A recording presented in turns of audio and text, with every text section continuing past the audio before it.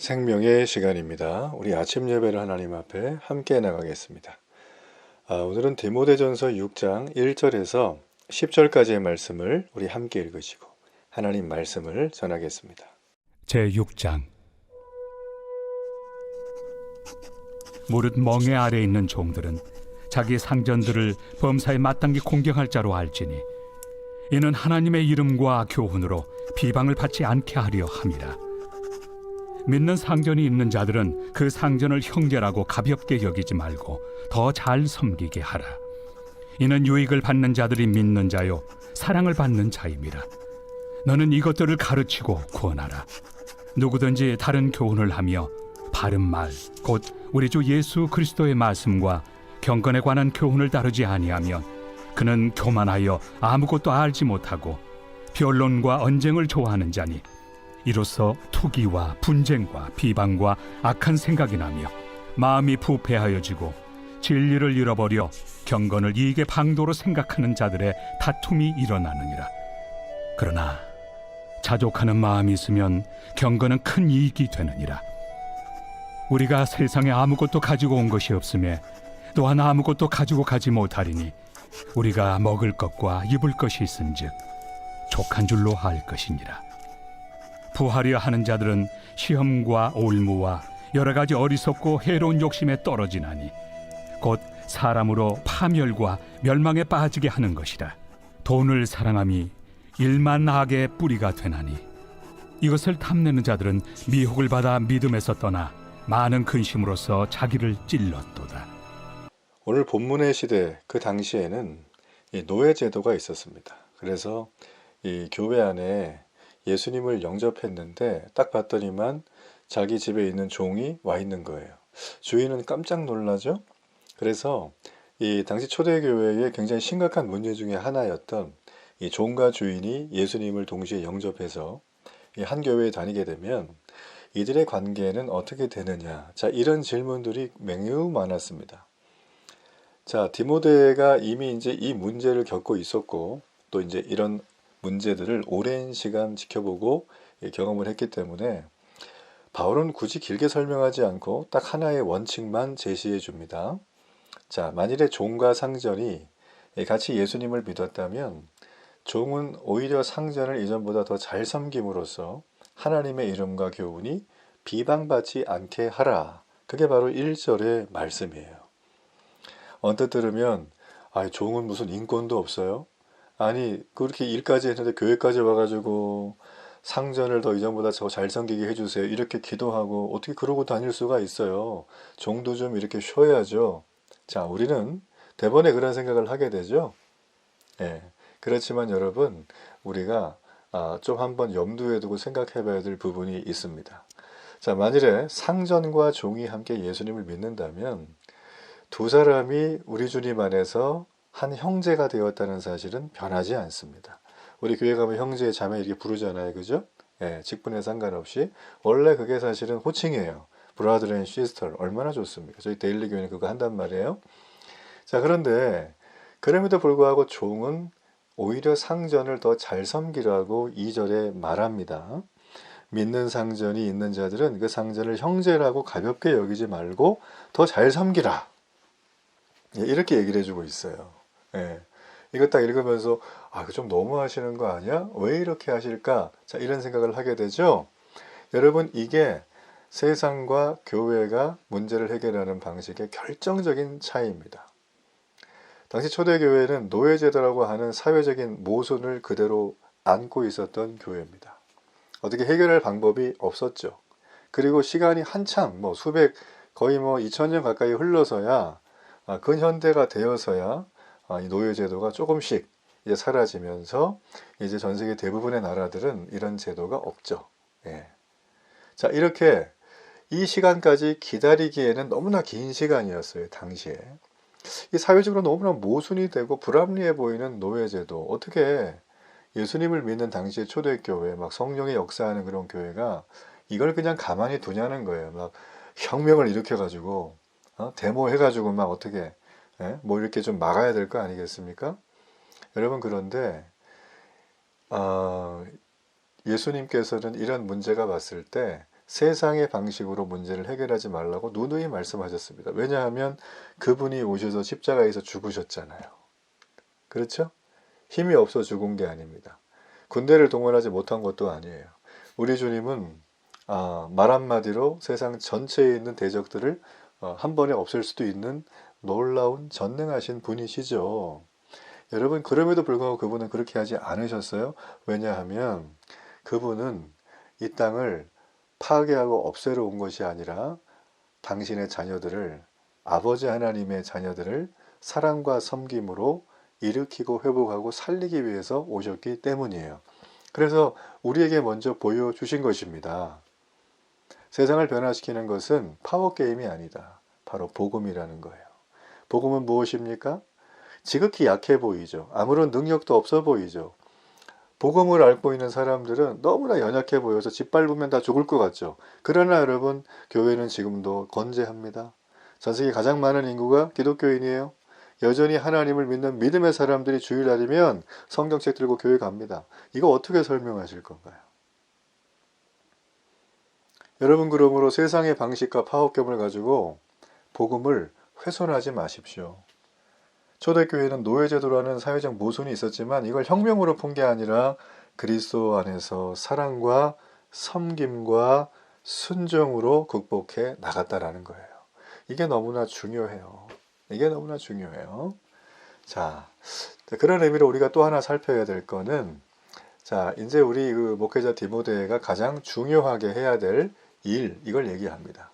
자, 그게 무엇이냐면 3절에 보면 에베소 교회의 당시에 가장 큰 문제였던 거짓 교사들, 자, 이로 인해서 생겼던 혼란이 이제 완전히 결론을 내기를 원했어요. 자, 그들을 어떻게 표현했냐면 4절에 보세요. 그 거짓 교사들은 교만하고 아무것도 알지 못하면서 변론과 언쟁을 좋아한대요.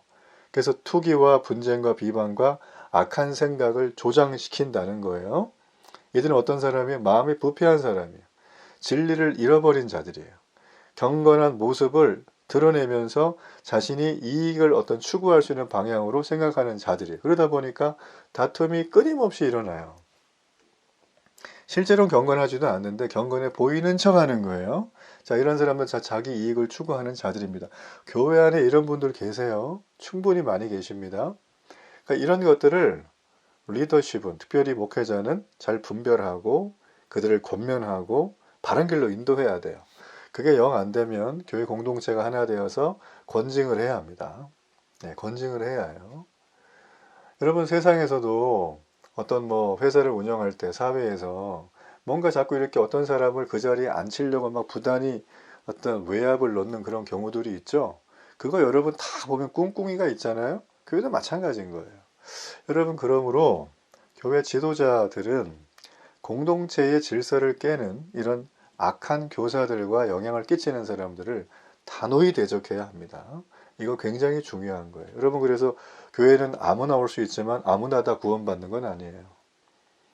제가 지난주에 지난주에 이제 세미나를 다녀왔는데 이제 한 해 전체 이제 한국교회 통계와 내년도 목회 계획을 세우는 거였어요. 근데 거기 들어보니까는 그분이 말씀이 하면 통계를 가지고 얘기하셨는데, 현재 대한민국 교회 안에 신자로 등록되어 있는 사람 중에 많게는 한 45%, 적게는 한 40% 가까이 예수님을 안 믿는 사람들이 교회를 다닌다. 매우 심각한 표정으로 얘기하셨는데 저도 그 부분에 굉장히 동의합니다.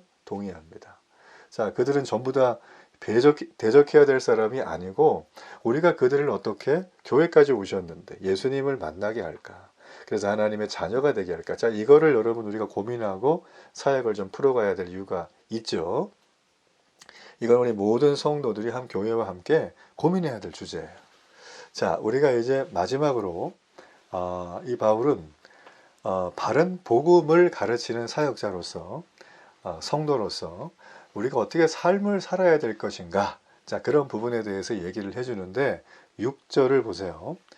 자족하는 마음이 있으면 경건은 큰 이익이 된다라고 했어요. 자, 그러면서 쭉 보면 7절에 벌써 이제 뭔가 베이스를 깔고 있어요.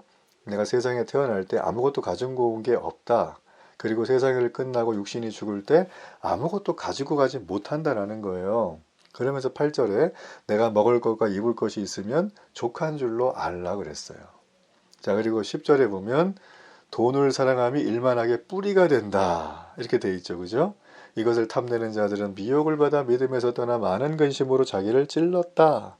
근심하면서 쩔쩔매고 날마다 고민하고 머리가 터지는 건 돈을 사랑하기 때문이래요. 또 하나, 부하려는 자들은 시험과 올무, 여러 가지 어리석고 해로운 욕심에 헤어나오지를 못해요. 그래서 사람으로 파멸과 멸망에 빠지게 한다. 참 무서운 말이에요. 9절과 10절은. 자, 여기 보면 우리가 이제 이 부분이 사실은 이 돈을 대하는 성도의 바른 자세입니다. 돈에 대한 설교들을 하는 목사님도 많이 계시지만 또 안 하는 분도 계신데, 그러나 성경이 특별히 이 바울 사도가 이 디모데와 어린 에베소 교회에게 이 물질은 뭐 부정하거나 물질이 나쁘거나 이렇게 말하지 않았어요. 물질에 대한 성경적인 입장을 좀 이렇게 우리가 이 재정관을 좀 세우기 위해서 해주는 굉장히 중요한 말씀이에요. 그 오늘날 이제 경건서적 중에 성경적 재정관, 뭐 성경에 관련 재정을 어떻게 그리스도인답게 쓸 것인가 이런 얘기하면, 자, 이 본문을 지나가는 책은 하나도 없습니다. 이걸 해석하는 걸 보면서 이 사람이 이상하다, 이 사람이 건강한 신앙인이구나, 이게 또 판별음이 돼요. 매우 중요한 말씀이죠. 자, 먼저 이제 바울이 하는 얘기를 좀 들어봐야 됩니다. 바울은 지금 자족함에 대해서 얘기를 했습니다. 자, 자족함이 뭘까? 경건에 큰 유익이 되는데, 자, 이 바울은 당시에 스토아파 철학자들이 즐겨 쓰던 용어였던 이 자족이란 말을 썼어요. 자, 이걸 기독교적인 의미로 재상을 했는데, 먼저 이제 헬라 철학파, 스토아 철학자들이 자족이란 말을 어떻게 썼냐면 자기 만족의 상태에 있는 느낌이라는 것을 썼어요. 근데 바울에게 있어서 그 말은 그런 게 아니라 그리스도 안에서 풍족함을 발견한 데서부터 오는 느낌이에요. 이게 다르죠. 자기 만족, 내가 뭔가 해서 하는 건데, 이거는 내가 하는 걸 뛰어넘어서 그리스도 안에 있을 때 오는 풍족함이에요. 누림이죠. 자, 바울은 이런 얘기를 하면서 경건이 큰 유익이 되는 것이 바로 자족하는 마음이다 라는 겁니다.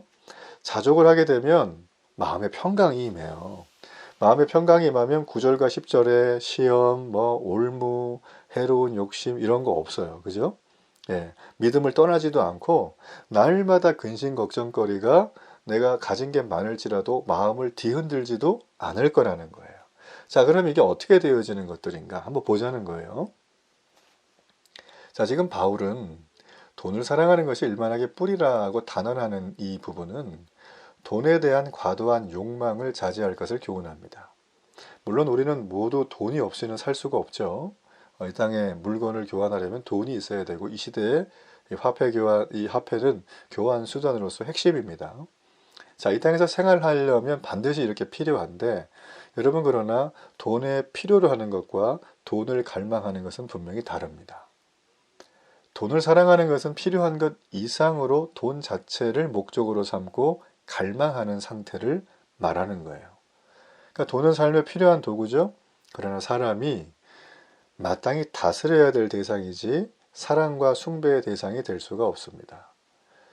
바울은 탐심을 가리켜서 우상 숭배라고 골로새서 3장 5절에 말을 했어요. 오늘날 많은 사람이 돈을 우상으로 섬기죠. 돈을 위해 무슨 일이든지 하려고 합니다. 그래서 예수님은 사람이 하나님과 재물을 겸하여 섬길 수 없다고까지 말씀하셨어요. 자, 이는 사람들이 하나님 대신에 돈을 우상으로 섬길 것에 대한 경고죠. 바울은 돈을 탐내는 자는 미혹을 받는데, 그래서 결국 믿음에서 떠난대요. 야, 이거 무서운 말 아닙니까? 돈을 우상 숭배하고 돈을 갈망하는 사람은 마지막에 믿음을 떠난다라는 거예요. 엄청난 대적이죠. 뿐만 아니라 많은 근심으로 자기를 찌른답니다. 그러니까 사람들은 이 시대의 어떤 이 정체성은 부를 누리는 것이 무조건 좋은 거라고 생각해요. 그래서 무조건 부자가 되고 싶어요. 좋은 거긴 한데 무조건은 아니죠. 그래서 성경은 부하려 하는 자는 결국 파멸과 멸망임을 경고해 줍니다. 여러분, 그러므로 성도는 돈에 대한 탐심과 미혹을 경계해야 됩니다. 그 필요에 대해서는 구해야지만 이걸 갈망하는 상태까지 이르러서는 안 됩니다. 경건의 훈련은 그렇게 하는 거죠. 그래서 바울은 자족이라는 말을 통해서 우리에게 말을 해주고 있다라는 거예요. 자, 그렇다면 우리가 돈을 어떻게 어떤 도구로 삼아야 될 것인가? 여러분, 돈은 하나님이 맡기신 우리의 사명입니다. 자, 그 사명을 가지고 우리는 어떻게 해야 될 것인가? 사람을 살리는 일에 써야 한다는 거죠. 바울은 도둑질하는 자를 향해서 다시는 도둑질하지 말라. 대신에 가난한 자를 구제할 수 있도록 수고하고 선한 일을 하라고 교훈해 줬어요. 에베소 말씀에 보면. 자, 이거는 성도가 돈에 대한 욕심을 경계할 뿐만 아니라 보다 적극적으로 돈을 이웃사랑의 도구로 삼아서 이 영적인 사탄과의 싸움에서 승리하라는 말입니다. 쉽게 말해 볼게요. 내가 성실하게 일해서 번 돈 있죠? 이건 내 생활뿐만 아니라 가난한 이웃의 어려움까지 책임지려는 자들은 돈의 유혹이 더 이상 그에게 힘을 발휘하지를 못합니다. 그래서 초대교회 공동체는 자신의 소유를 팔았죠? 그래서 가난한 자들을 위해서 구제하기 위해 사도들의 앞에 내어놓았잖아요. 그래서 그 선행 통해서 돈의 힘을 모두가 다 극복한 거예요. 그래서 삽시간에 대형교회가 된 거예요, 한마디로. 많은 사람이 모인 거예요. 그리고 그 사람들이 다 흩어져서 세계 복음화에 앞장서는 믿음의 인물들이 되었다라는 것입니다. 여러분, 그러므로 많은 사람이 이 시대에 돈의 노예로 살아갑니다. 돈 때문에 울고 웃죠? 성도는 이 돈을 같이 중립적으로 대해야 되고, 내 필요보다 훨씬 더 많은 걸 하나님이 주신다면 그걸 가지고 하나님의 사명이라 여기고 내 이웃을 사랑하는 도구로 써야지만 사탄의 어떠한 장난질에도 내가 넘어지지 않을 수 있습니다. 네. 내 보물이 있는 곳에 내 마음이 있다고 하셨던 주님의 말씀, 여러분 기억하셔야 해요. 바울은 말합니다. 먹을 것과 입을 것이 있은즉 족한 줄로 아는 삶. 자, 이게 바로 세상과 예수님을 믿는 믿음의 사람과의 핵심적인 구분점이라는 거예요. 오늘도 이 하나님 나라를 위해서 모든 성도들은 내게 허락하신 이 모든 물질과 소유들을 기꺼이 사용하는 그런 결단의 날 되기를 축복합니다. 우리 결단의 기도를 드립니다. 하나님, 오늘도 이 말씀대로 살게 하옵소서. 예수님의 이름으로 기도합니다. 아멘.